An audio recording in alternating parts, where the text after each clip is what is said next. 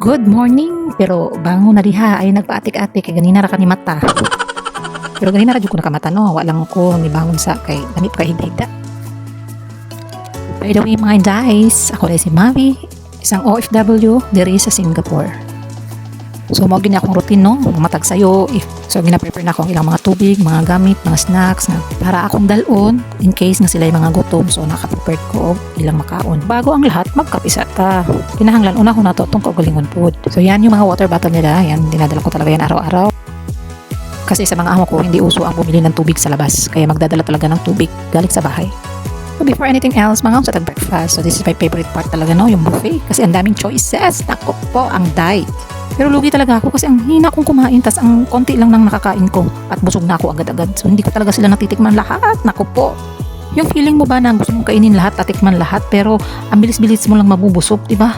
Nakakapanghinayang, gusto mong kainin lahat pero hindi mo kayang kainin kasi busog ka na. So ayun na nga, gumala na nga kami. So hindi na ako magdadaldal. Enjoy my vlog for today.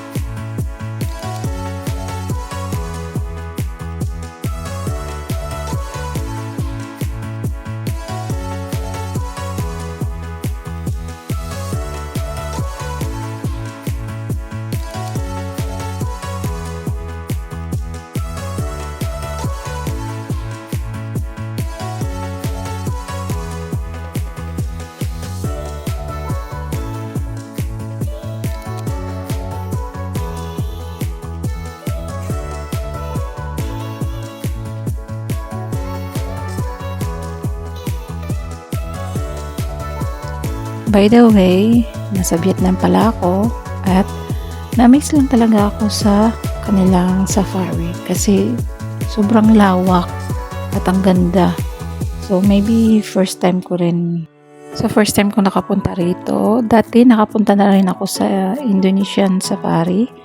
So hindi katulad dito na parang ang ganda niya, parang nakaayos talaga.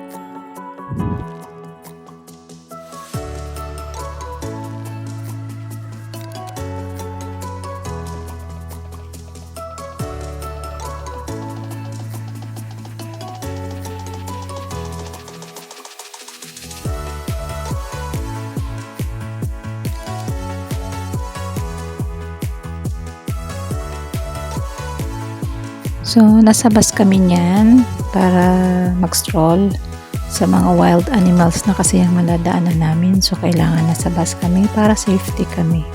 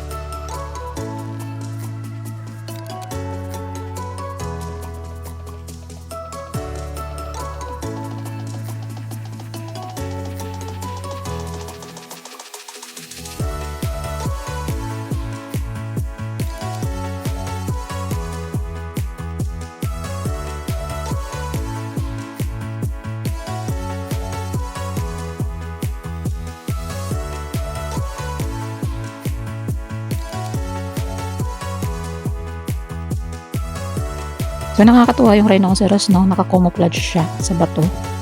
Kaya parang hindi siya halatang rhinoceros siya.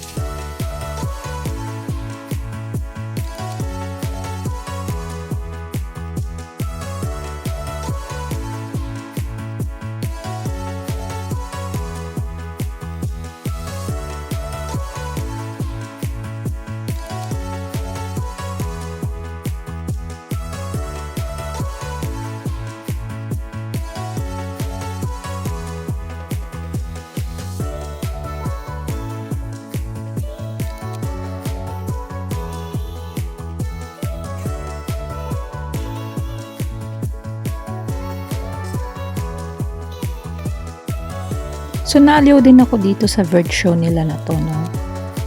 Biruin mo, ang tatalino ng mga bird na parang parang mga tao din na naiintindihan nila yung mga trainer nila.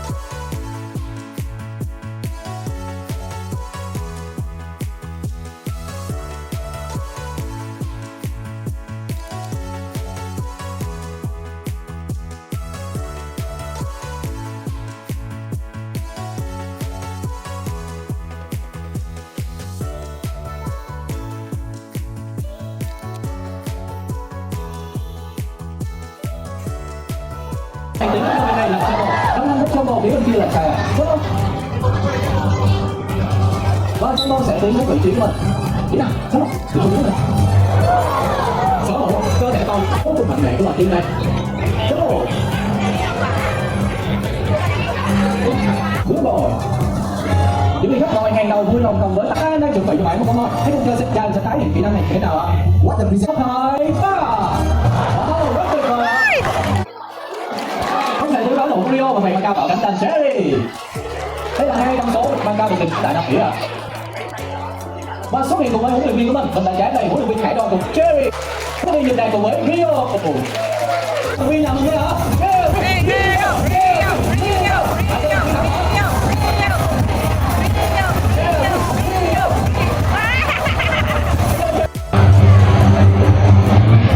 Kings from the sky. Christina, female men's hall. Sharp claws, powerful talents. They come all the way from Từ 5 đến 15 phút mà không hề nhịp cắm nào. Bắt đơn lẻ đối với món cánh hồng sống ngoài sân Bắc theo bầy đàn. Mỗi bầy đàn từ 5 đến 7 cá thể. Có những cô nàng vừa vừa hồng ái sẽ có thể dạng to lớn, chiến quyền thống lĩnh và dạng dắt trong các cuộc săn bắt. all the way down and take them away. Với một lượt bay nữa, cô nàng diêu hâu này sẽ thể hiện kỹ năng bắt hồn của mình ngay tại trên sân. Wow! Hãy nhấc một chén pháo tay dành cho cô nàng Christina.